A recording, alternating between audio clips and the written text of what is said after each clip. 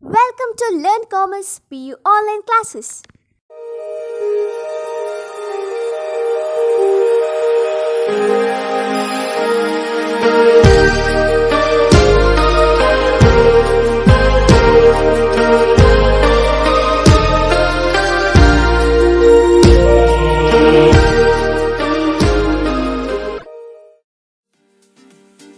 Don't forget to like our video and subscribe our YouTube channel for all the updates. Hello students, welcome to second PUC accountancy revision classes. Students, in the previous class we have concluded up to that is a profit and loss appropriation account, and then we took up guarantee of profit to a partner, correct? It comes under profit and loss appropriation account itself. Then we took up the last part of that is partnership fundamentals, that is a guarantee of profit to a partner itself, isn't it? Then we have concluded that chapter, and we took up admission of a partner. In case of admission of a partner, we have analyzed the meaning of admission of a partner, then sacrifice ratio, then new profit sharing ratio, how to calculate, what is the effect of admission of a partner into an existing firm, isn't it? Then I came up to goodwill. I told you I will explain goodwill in the next class, correct? Yes. Now one main point, that is when a new partner gets admitted into an existing firm, or when a new partner joins an existing firm, the two rights acquired by the newly admitted partner are right to share in the profits of the firm, right to share in the assets of partnership firm. So these are the two basic rights, two rights that are acquired by a newly admitted partner. They may ask you for 2 marks, what are the two rights acquired by a newly admitted partner? Then you should write right to share in the profits or losses of the firm, and right to get partnership property, or right to share in the assets of the partnership firm. That is what you have to write. Clear? Yes. Now let me take up what is goodwill. Is affecting that. Maybe one question may be asked for 1 or 2 marks. What is goodwill? They may ask you mention any one factor affecting goodwill or 2 factors affecting goodwill of a firm, isn't it? Then we will take up the methods of valuation of goodwill and what is the need for valuation of goodwill. Those things let us analyze in today's class. Goodwill is the reputation of the business expressed in money values. Very simple. Goodwill is the reputation of the business expressed in money values, or it is the supernormal profit earning capacity of a business. Supernormal profit earning capacity of a business is called goodwill. That means when a firm earns more profits or supernormal profits compared to the similar lines of business, then we can say that the excess earning capacity of that business is nothing but goodwill of that firm or the business.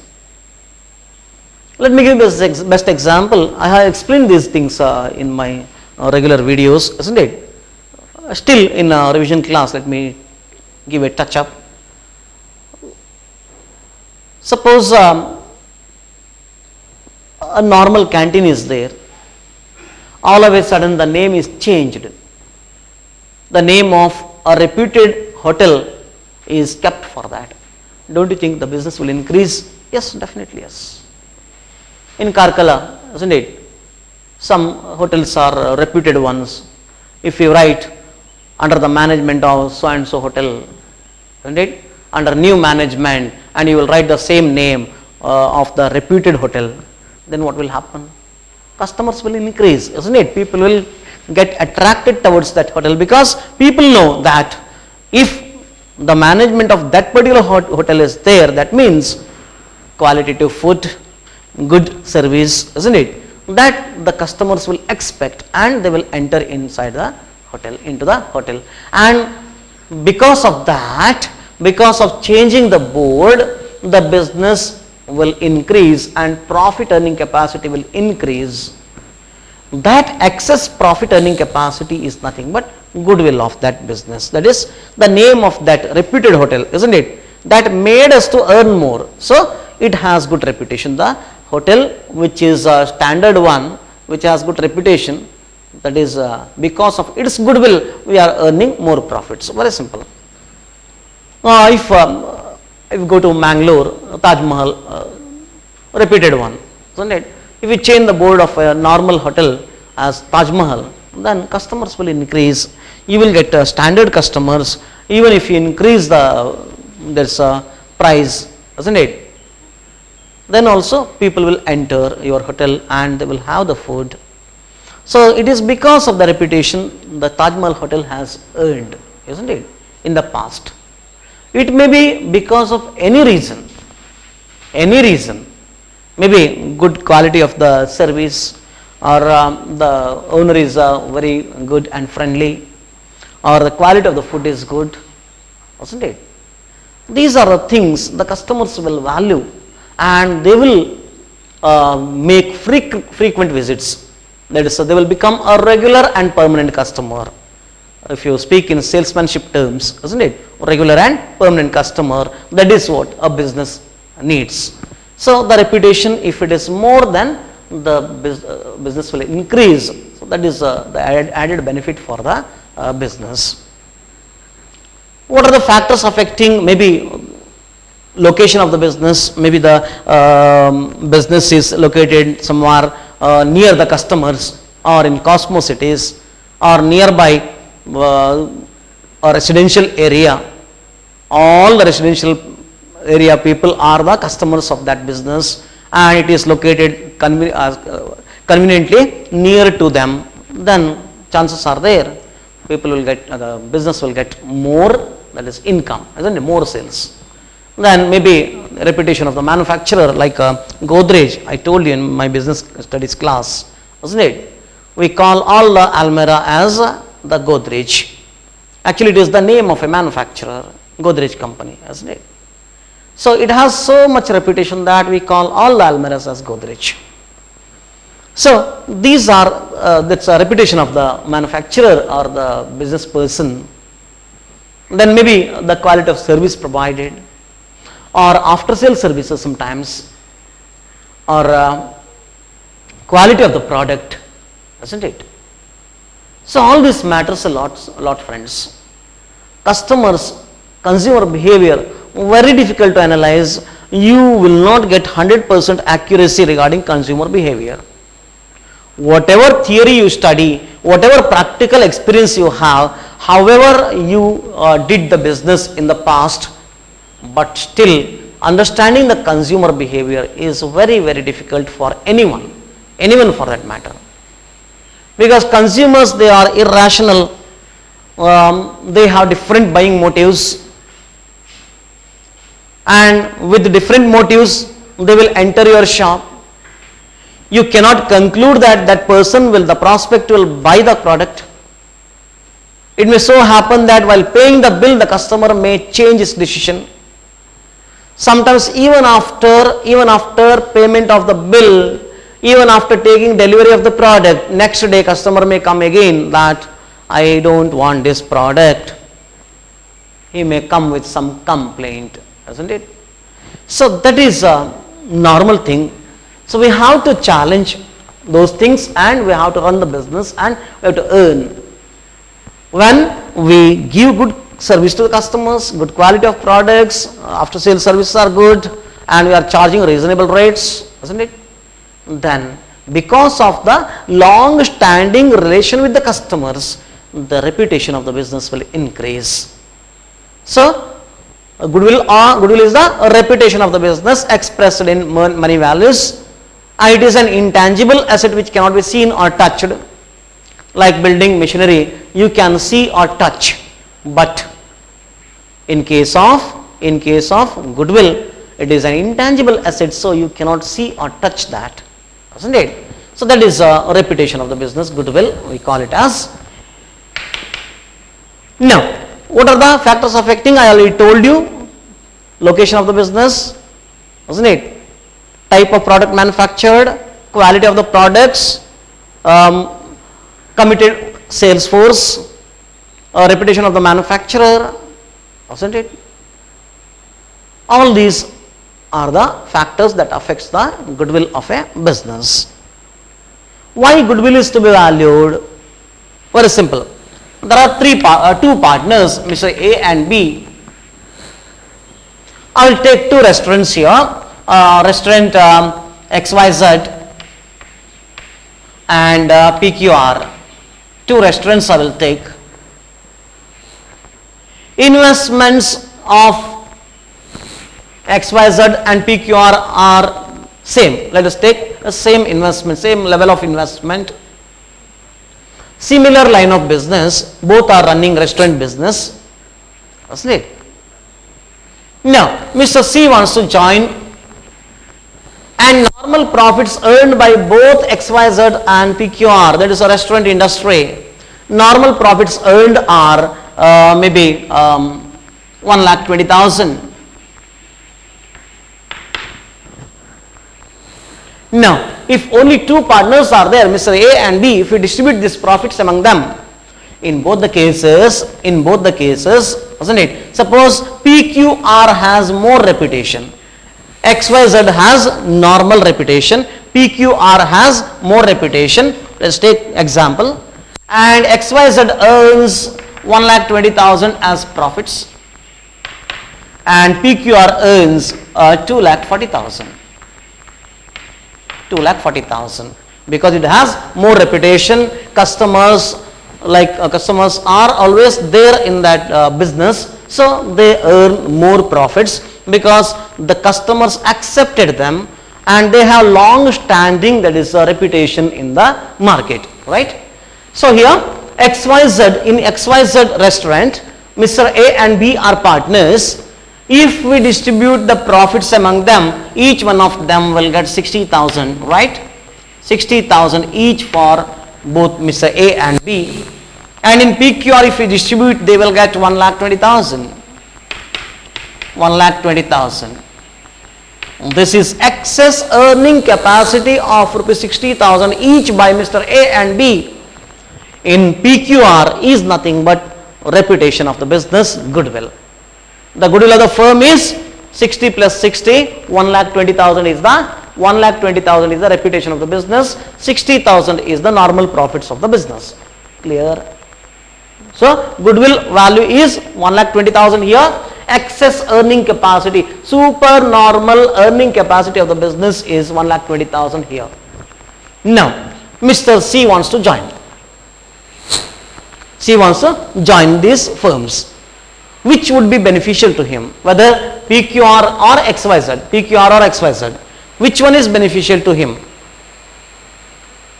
Naturally you will say PQR is beneficial to him because Mr. C joins here, and after Mr. C's admission, if we distribute the profits, then in case of PQR, each one of them will get 2,40,000 is the total profits of the business, divided into three parts. They are, suppose let us assume that they are equal partners, their profit sharing ratio is 1:1 now. Earlier it was 1:1, 1/2, 1/2. Now it is 1/3, 1/3 and 1/3. If we divide this 2,40,000, each one will get how much? 80,000. 80,000. Here 80,000, isn't it? And here 80,000. Each one of them will get 80,000. Then if Mr. C joins the earlier, that is a former firm, that is XYZ, their total profits 1,20,000, right? So if we distribute this 1,20,000 among ABC, then each one of them will get how much? 40,000 each, correct? 40,000 each they will get. Now tell me which one is beneficial for Mr. C, getting 80,000 or 40,000? 80,000, right? So naturally anyone who is interested to join this restaurant business, they will join PQR rather than XYZ because they will get more profits in PQR rather than in XYZ. Whose efforts are these is my question. Because of whose efforts PQR restaurant, that is a PQR business restaurant is earning more? Because of the efforts of Mr. A and B, that is old partners, right? Old partners A and B, because of their efforts there is reputation for the business, and if anyone joins that, it's a PQR restaurant, then they will get more profits. That is excess earning capacity of rupees 40,000, here 40, here 80. So excess amount is 40,000, that is supernormal earning capacity. It is because of the efforts of Mr. A and B, that is old partners. So don't you think he has to compensate these people? Yes. When Mr. C is getting the benefit of excess earning capacity as supernormal profit, isn't it? He is getting the benefit of supernormal profit, then he has to compensate the old partners for their past efforts. That is the reason Mr. C is supposed to bring some amount towards goodwill, which will be distributed among A and B. There is a controversy, friends. Let me tell you now itself. I don't know how far it is, they will take it in government, that is online class. They took the goodwill in a different way. They have treated the goodwill in different way. But it is not final because in NCERT syllabus whatever is there till now, of course it is correct, whatever they did is correct, because accounting standards should be followed. There is clear instruction. But in NCERT syllabus, whatever is there during this year, this academic year, it is not mentioned anywhere. So now the dilemma is whether to follow this or that. I will clarify it, don't worry about that. Okay? But for the time being, whatever I did earlier, that only I will explain. At the end, they may come out with the conclusion. You can follow either of the two methods. Last year, same thing happened in death of a partner. Instead of crediting goodwill, you have to debit whom? We have to debit the old partners in the gain ratio, isn't it? We used to give credit to the deceased partner's executor's account or deceased partner's capital account by A's capital account, by B's capital account, goodwill, isn't it? Inside the bracket. We are not supposed to write by goodwill, because goodwill word should not come in the solution. That is what the new accounting standard says. And the government, that's online class, in that they follow the same method by some Mr. Kamath, yes, Shanai or Kamath, something, I am not sure. Mr. Gautam, I think, he has solved the problems. But still, let us see. We will follow whatever we have followed earlier, and if there is a change, immediately I will let you know. Let us revert and let us change that part only. The goodwill treatment part we will make clear later. Okay? For the time being, I will stick on to my old method only, which is there in your NCERT textbook. Now, what are the, so you have understood why goodwill is to be taken into consideration, why we have to compensate the old partners, isn't it? Because of their efforts we are getting supernormal profits, so we have to compensate those people, those old partners. So when the new partner enters an existing firm, he has to compensate for the excess amount he is getting in the form of goodwill, the reputation. Because of the reputation he earns more profits, so that should be compensated by paying some amount to the old partners, which is called premium method. Then first method is bringing cash towards goodwill. Second one is bringing cash and what? Withdrawing the goodwill by old partners. Third one is creating goodwill in the books of the firm. There the problem arises. Creating goodwill in the books of the firm, they are saying we have to give debit to the new partner and we have to give credit to, that is old partners. That's the only thing we have to do. That is C's capital account debtor to A's capital account to B's capital. That is the journal entry. That is the journal entry they are saying. Where goodwill word should not come anywhere. It should be adjusted, that's all. So that is what the controversy is. Only simple, that is a difference that we will I will make sure that is whenever I get clear information, then I will pass it on to you people. By that time I think we will start offline classes maybe. Never know, isn't it? It is in the hands of COVID. Yes, now understood why we have to that is calculate goodwill. Now, what are the methods of valuation of goodwill? Very, very important. Maybe asked for 6 marks this time because 6 marks questions are very less over there. So they may take this as one of the 6 marks questions. I don't know. I am not sure about this. When we get the blueprint, you get a clear information. Clear? Yes. COVID has created a lot of confusion, especially for the teachers and the students, isn't it? Everything is normalized, but still school is not open. Here, methods of valuation of goodwill, that is average profit method. Average profit method. Only this one is there for you as a practical part, and super profit method and capitalization or yield method, they are not there. They are just theory. Is there maybe asked for 1 or 2 marks theory question, not your practical problems. Clear? Super profit method, but we should know the methods. Profit method. Then third one, capitalization or yield method. Capitalization or yield method. Yield method.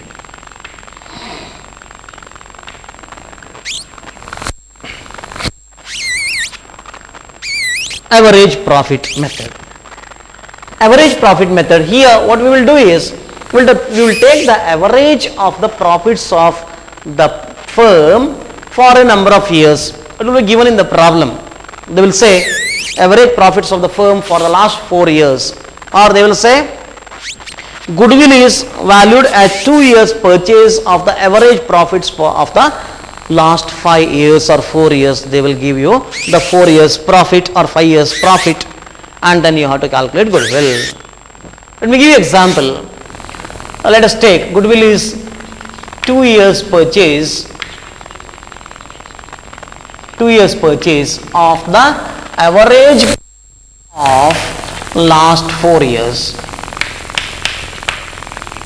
4 years, and they will give you the 4 years profits, maybe that is 2015, 2016, 2017 and 2018. 4 years profits are given. 2015 it is given as suppose 50,000 profit. Then 2016 maybe 60,000. Then here 80,000.